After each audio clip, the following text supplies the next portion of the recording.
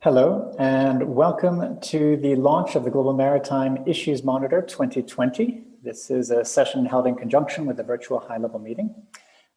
Just so we know, this session is being recorded and it will be on the record. And with that, I would like to introduce myself and the three panelists. My name is Randall Krantz. I'm a Senior Project Advisor at the Global Maritime Forum. I'd like to introduce our panelists, Marcus Baker, Global Specialty Head, Marine and Cargo, Marsh JLT Specialty. Richard Turner, President, International Union of Marine Insurance, and Kasper Søgaard, Head of Research at the Global Maritime Forum.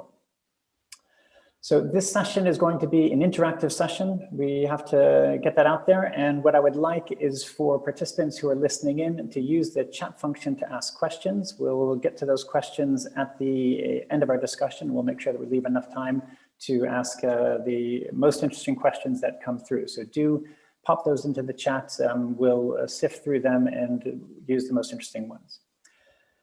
With that, let's dive in. So let's learn a little bit more first instance about the Global Issues Monitor.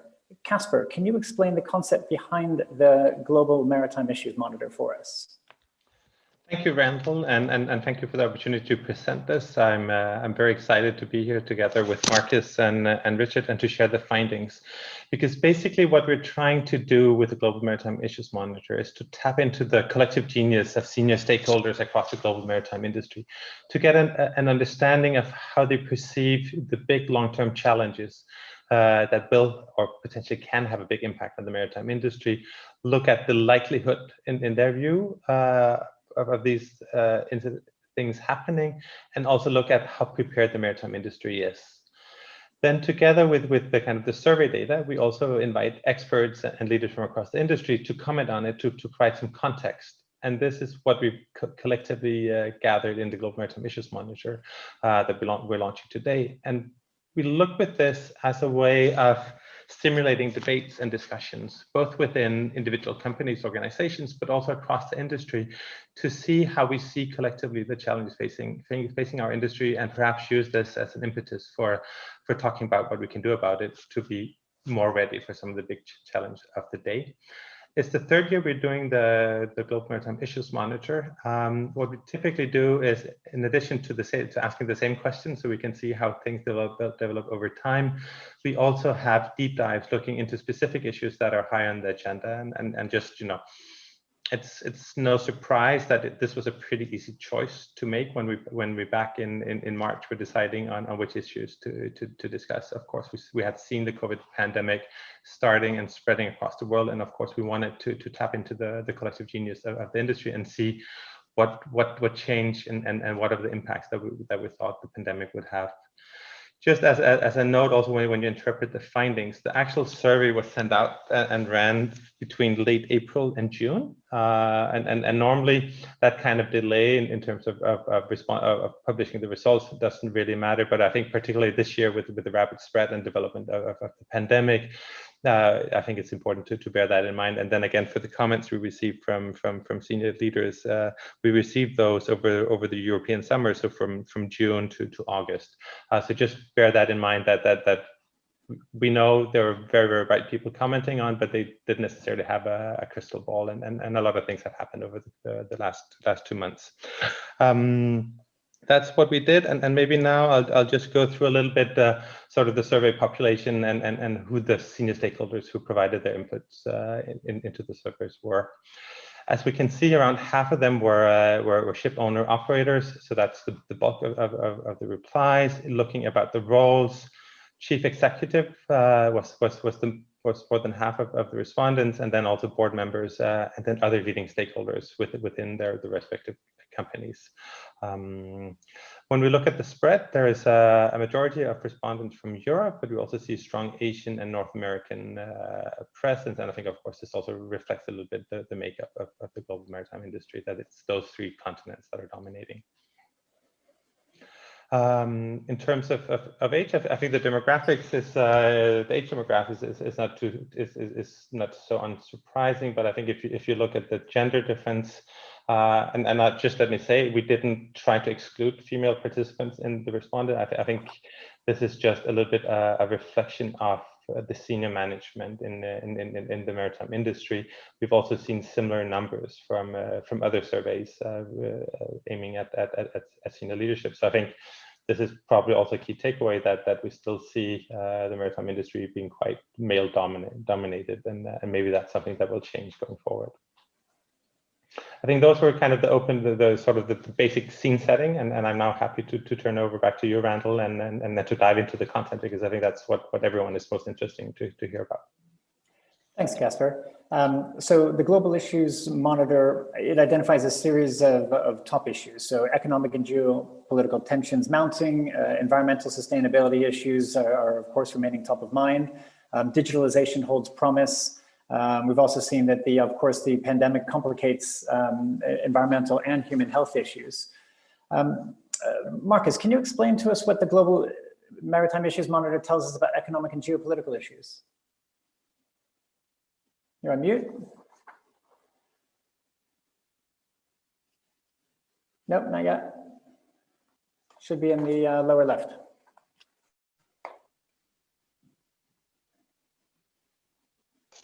There you go. Oh, you were there for a second. You unmuted for a second and then you muted again. There we go. How's that? Perfect. That's it. That's you. Sorry about that little technical hitch.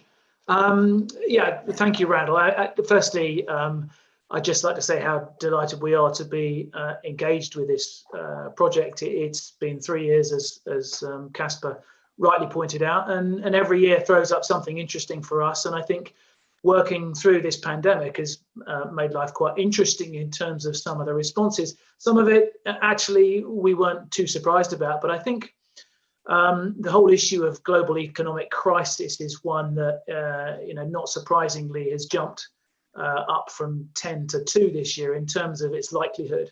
And it still remains as, the most impactful issue that the respondents believe we have as risk issues to look at. It's also the second most sort of highly rated issue in terms of the one that the industry is least prepared for, and that sits just behind pandemics, which again perhaps is no real surprise. And I think the other two things that have come out of this year again is the insufficient access to finance, which again I suppose impacts on what we've been seeing in terms of economic challenges, which has come up from 16th to 13th this year. And then the whole issue of globalization, which, you know, before this pandemic, I think would have been one that we wouldn't have thought would be any threat at all. But several of our respondents noted that this could be something that's under threat going forward. And so obviously pandemics and global economic crises are not completely independent, especially not this year.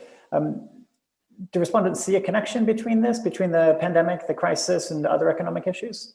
Yeah, slightly rhetorical question there, I think, Randall. And, you know, 93%, so an overwhelming majority of people that responded to the pandemic basically said that pandemics made a global economic crisis much more likely. And we also have open-ended questions here as well, which helps us to get a better view on how people are really thinking. And that whole issue of global economic crisis, you know, really is going to lead to more bankruptcies, consolidations, scrapping of older tonnage, and a lower rate of new build in terms of ships. So, you know, these are all coming as a result of the pandemic. Interestingly, we talked about the access to finance. That was over half, almost half of our respondents said that was more likely compared to last year. 35% talked about fuel price increases and felt actually that was less likely, which I think has been shown by the price of the oil price. But, you know, on the flip side, almost 3/4 of our respondents felt that trading patterns were likely to change. Now, what we're seeing there is a focus on, you know, regionalization, nearshoring, domestic production of essential goods, and much less dependence perhaps on the global nature of the shipping environment. And do you think that is independent of the pandemic and more related to kind of the regionalization that we were seeing before, or a mix of everything and hard to tell? No, I think it's a pandemic issue, you know, and also it probably leads into, you know, some of the other issues we've been seeing around, you know, the likelihood of governance failure, which, you know, is now people were basically suggesting around about half of our respondents felt that was increasing, and I think that's worrying. It's worrying for our seafaring community, who have suffered such extraordinary difficulties during this pandemic, you know, without an awful lot of relief from some of the local authorities. You know, almost 3/4 again of our respondents think that pandemic makes a global tension much more likely. And you've only got to see what's been happening in the US and China and the escalation there in terms of trade war, which further sort of, I suppose, leads to confirm that. One of our external experts had some fascinating commentary about, you know, actually the pandemic creating new tensions, as well as exacerbating existing ones. So, you know, protectionism, deglobalization, as I was talking about earlier on. You know, the shipping industry is likely to face mounting political interference in trade, increased nationalization, regionalization of shipping routes we're seeing. And as I said a second ago, this sort of trend to perhaps interregional trade is something that we're beginning to see a little bit more often. And perhaps the industry will have to look at new routes and readying fleets for different and overlapping trade patterns going forward. Excellent. Thank you, Marcus. Kasper, I'd like to turn to you to talk a little bit about some of the environmental and sustainability issues. We ran a little Twitter poll yesterday, and the question was, which issue will have the biggest impact on the maritime industry in the next 10 years? And we saw that while the global economic crisis was there solidly at 29%, 62% of respondents said it would be new environmental regulation. So now that's independent of the experts from the survey itself, but it shows what's on top of people's minds. And when we're looking 10 years out, it's not just the economics, it's other issues as well. Do you want to talk us through some of those environmental issues and what we can learn? Absolutely. Thank you, Randall. And I think if we look at the respondents in the survey, they're not all that far off from the Twitter poll, because if you look at some of the environmental issues that are included in the survey, so talking about the decarbonization of shipping, new environmental regulation, a failure of climate change mitigation and adaptation, all of those issues are high up on the agenda, both in terms of impact and also likelihood. I think, again, I think this is not surprising, just looking at how the debate around decarbonization and new regulations, both to address greenhouse gas emissions and other environmental issues, have played such a prominent role in the industry. And I think it also reflects the urgency of the challenge, especially in light of the long economic lifespan of the assets that our industry is using. So I think having that focus, it's not surprising, but I think that decarbonization of shipping in terms of impact still ranks as the second most important issue after global economic crisis. I think it shows that this is very much top of mind of senior decision makers.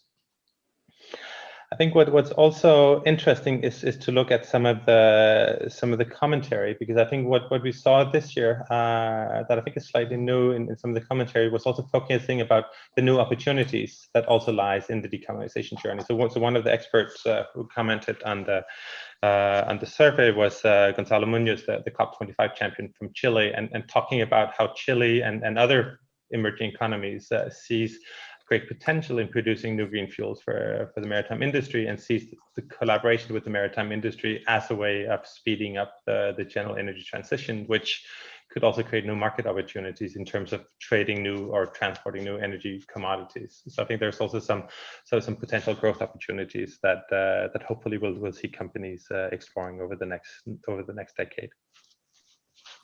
Thanks, Kasper. And in terms of the pandemic and sustainability, what do respondents see as the impact there? So actually, to me, this was one of the questions, and then as Marcus said, like for some of the questions, we're not surprised, pandemic, economic lockdown, that will have impacts on the economy. But this was actually one of the questions where we didn't really know where people would go. And maybe, Torben, if you can take the next slide. And I think on balance, what we see in terms of all of the sustainability related issues is that either the pandemic on average will just make it more important to deal with these issues. And then I think especially the one, and this is number 5 from the top, societal demands for sustainability, which of course is not just about environment, but also about social issues and about governance issues. And as Marcus mentioned, the whole issue of seafarers and the human rights and the working conditions, I think would definitely fall into this category.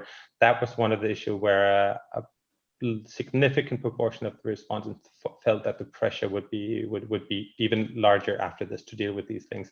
And I think also, as Marcus mentions, I think the bigger government role in the economy in many places, this might also lead to increased demands for living up to broader societal needs. So I think that was an interesting finding.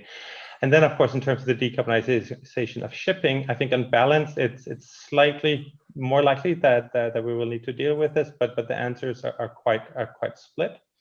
The biggest group, of course, saying there will be no change. I think some on the more negative side raised the concern in the open-ended answers about, will the economic crisis mean that we will lack the resources to invest in cleaner ships, in the new fuels? So I think, and for those, I think that's definitely could be seen as a break. But there are also others, and we see this also in the commentary, that there is potentially an opportunity to combine the need to invest, and especially on the government side, to create economic activity, to also align those investments with the need to build a more sustainable shipping industry and to help support the decarbonization of shipping. So there might be a potential silver lining out there if we manage to seek this and manage to work together across the value chain to see some of those opportunities. But on balance, I think the message from our response is that the pressure on the sustainability and the ESG pressures are only going to rise, and the pandemic has not stopped this development. So I think that's quite interesting as a finding, and not something that I would have guessed before we actually did the survey. And specifically, you mentioned the decarbonization of shipping. Is that in the same trend as the broader sustainability agenda in terms of responses?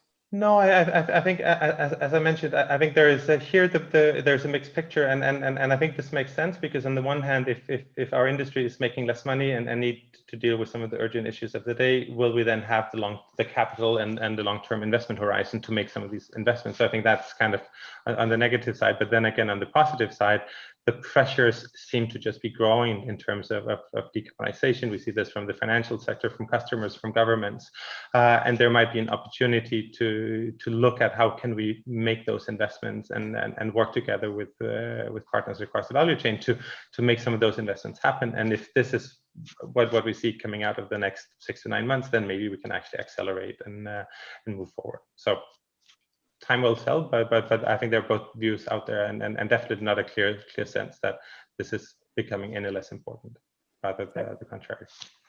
Excellent, thank you. And I imagine that's an issue that will be explored deeply over the next few days as part of the virtual high-level meeting. Richard, perhaps you could help us understand the role of digital issues and what the Global Maritime Issues Monitor tells us about these. Certainly, actually, just first of all, on behalf of IUMI, my thanks to the Global Maritime Forum and to Marsh for the opportunity to collaborate once more in this survey. As has been said, it's the 3rd year, and I think it's just really one of the really interesting things you start to see is the trending and how things shift as time goes on. So to pick up on your question, I think the key takeaway here is that what the survey is telling us is that digitalisation holds promise for the industry. The main issues covered in the survey were autonomy technology, big data and artificial intelligence, and cyber attacks and data theft. And the main finding of the survey in this context is that the pandemic's shown digitalisation to be a shortcoming in the industry.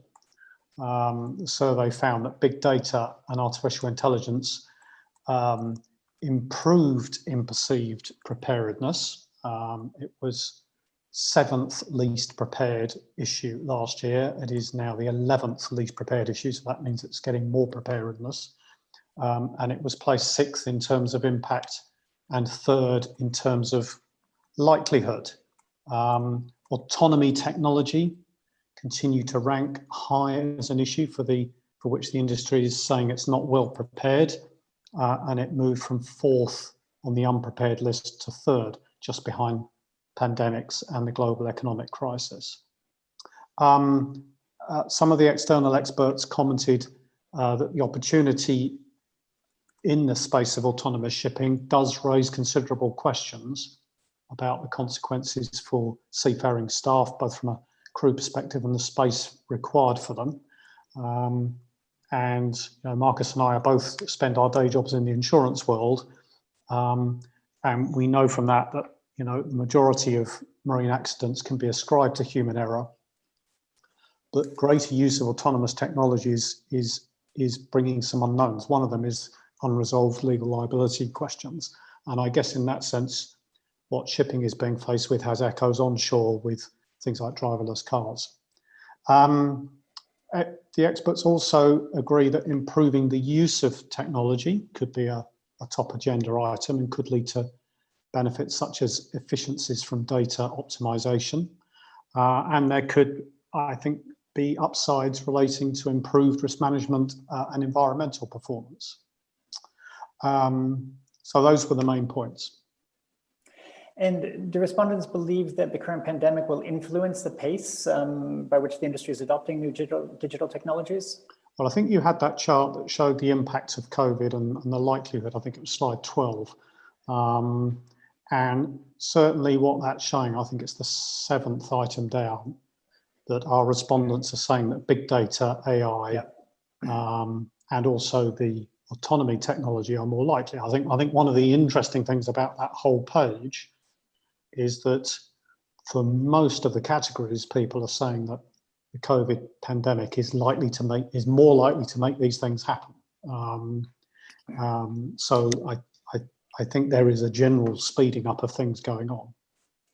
And the flip side of that, do we see that the industry's level of digitalization and how it has managed to deal with COVID, are there kind of, influencing factors going the other direction, as in digitalization helping with preparedness for a pandemic?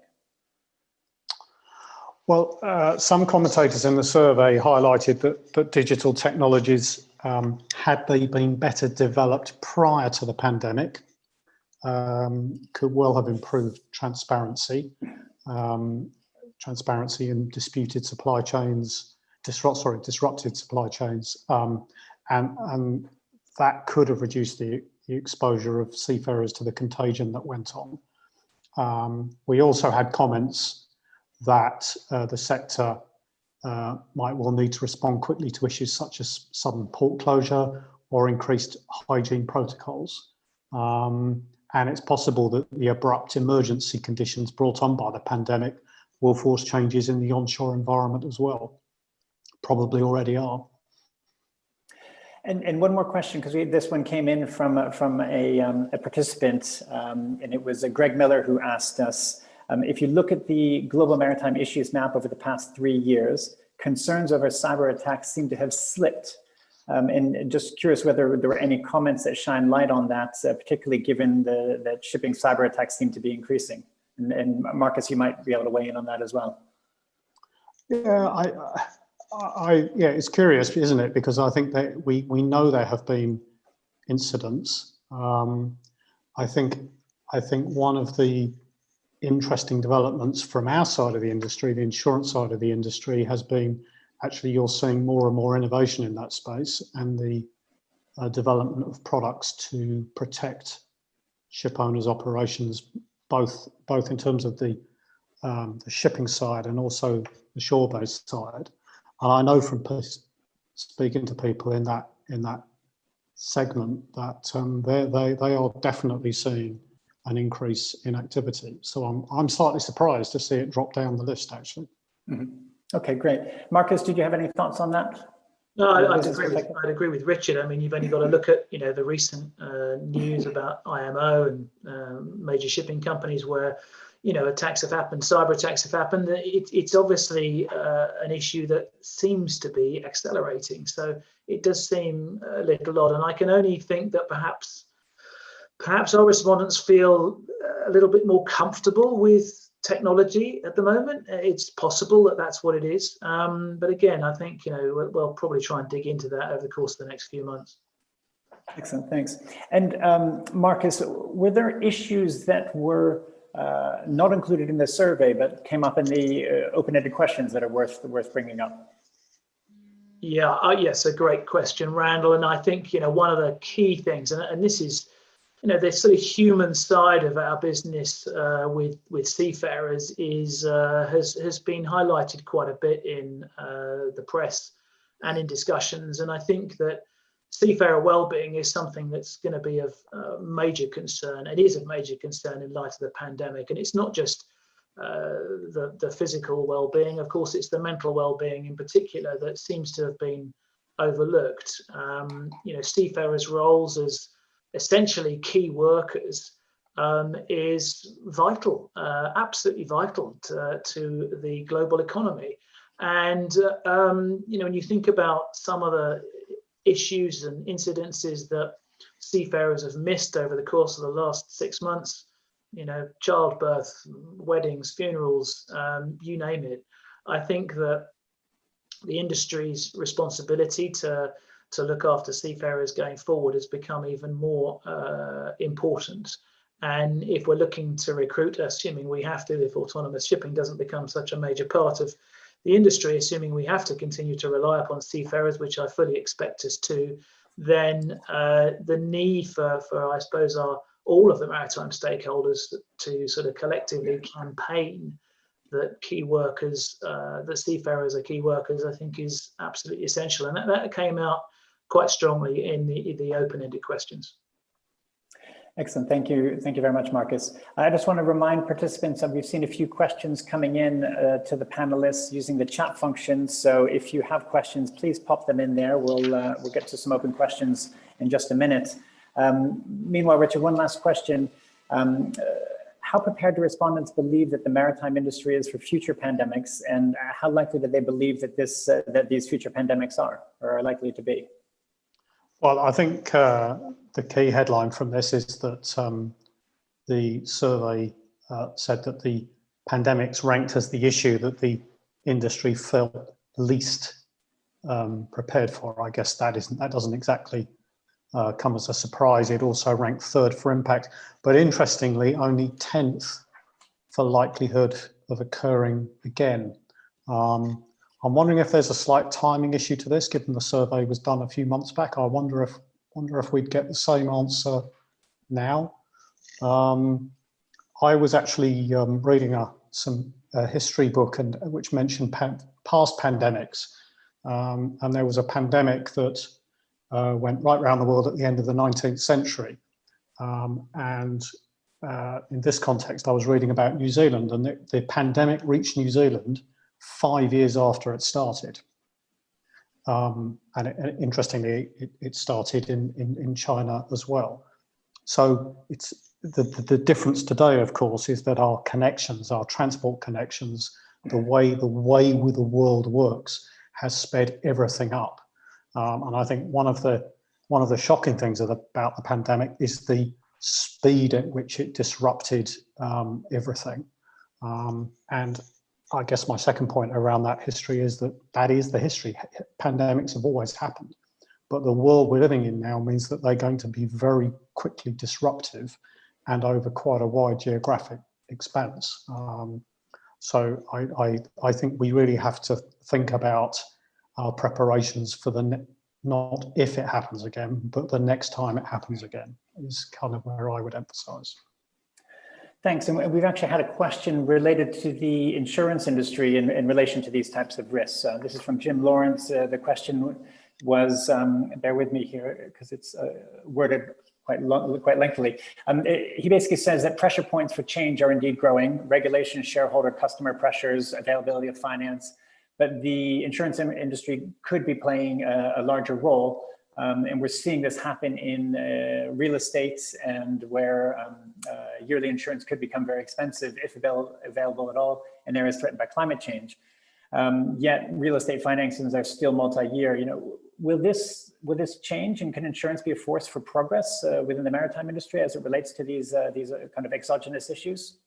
Or is it just another expense for owners that'll be growing? How can we use it on the flip side to kind of accelerate some of these preparedness issues?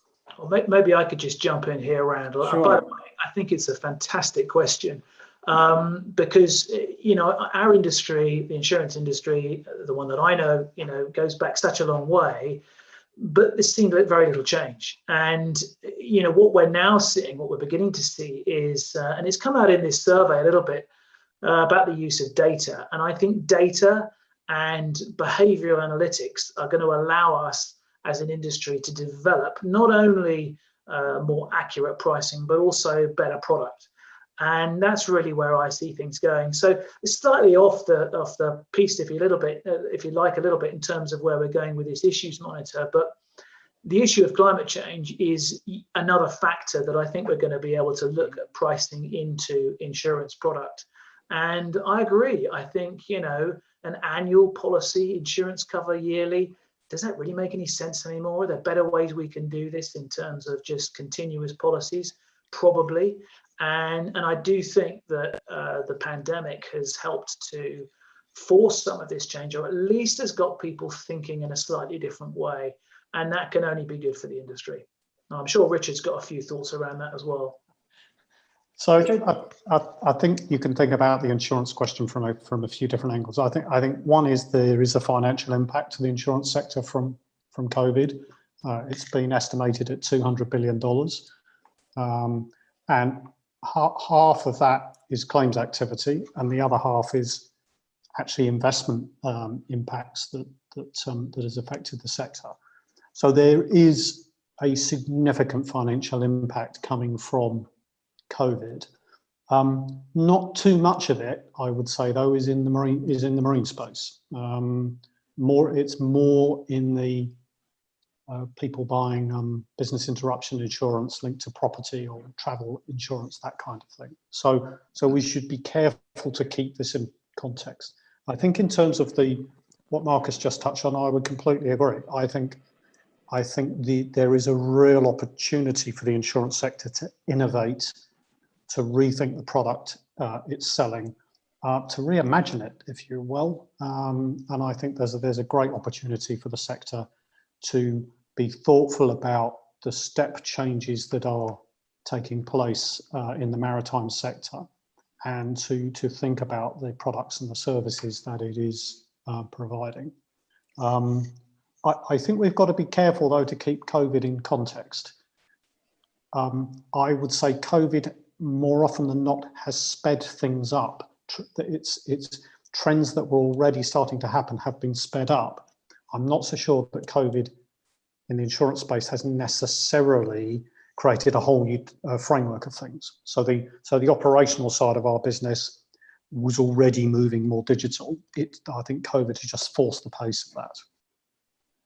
And there's a more specific question from Arlie, which is specifically asking, do you believe that climate risk factors are appropriately priced in current insurance agreements? And again, open to both of you for your thoughts on that. No, that's pretty straightforward. I mean, you've only got to look at rising sea levels. In fact, I saw something today that Venice actually raised their lagoon dam for the first time ever. Yesterday. Well, that's interesting in itself, but they've already established that isn't going to be any use at all in 10 to 15 years time. And if you just look at that issue, the potential property damage there, ports and terminals, all based on the water, of course they have to be, is the potential property damage impact caused by rising floodwater priced in? Probably not, and maybe it's not an essential risk factor at this stage. It's definitely something we need to be looking out for. And I suspect in time, if we can do what we were talking about in an answer to the last question about getting rid of multi-year policies, it might actually put us in a better place. I don't really think that climate risk factors are priced in at the moment. So I attended the World Ocean Council's Sustainability in the Ocean conference in Paris at the end of last year, and one of my real sort of moments of truth there was to listen to a speaker from the UN who described what we have to look forward to in terms of sea level increase, and his sum up was, based on our current tracking, flooding events caused by sea level surge in storm conditions, events that we have in the past regarded as 1 in 100 year events, will by the middle of this century be annual events. So your question about pricing is, I kind of turn that around and say, I think the insurance industry is going to have to get its head around the risk that is coming, and not so much what's in the rearview mirror. And of course, the degree to which risk management and loss prevention activity can be applied will be a factor. But there is no doubt that climate change is increasing the incidence of loss and the severity of loss for insurers and reinsurers across the sector. And I apply that not just to marine insurance, I apply it to all forms of physical damage. No, that's what I was going to ask, because there's one side of it is the physical risk of infrastructure, but there's also the business model risk of investments, and that's a side of it as well that obviously needs to come in. We have another question that I'm not sure who to pass this to, but it's about to, we'll just open it up. Has there been any specific discussions, or in this case, I guess, were there any specific comments about the outcome of the US elections next month, particularly in respect to trade with China and the behavior of OFAC? I can give it a shot. So the way the questions are phrased is that we look over the next 10 years. So basically, we try to factor out in the questions the short-term events. So the short answer is no. I think a little bit the longer answer is, if you look at some of the changes that we've seen in the past year, also in terms of the US government policy, I think some of the issues that we have high on the agenda you could see are related to this. So when we look at geopolitical tension, of course, there is a political component related to this. If we look at changing trading patterns, of course, there's a political component to this in terms of what are the policies that you adapt, what is the choice. And I think especially also if you look at the question around governance failure. So when we talk about governance failure in this context of the survey, the definition is the inability of regional or global institutions to resolve issues of economic, geopolitical, or environmental importance.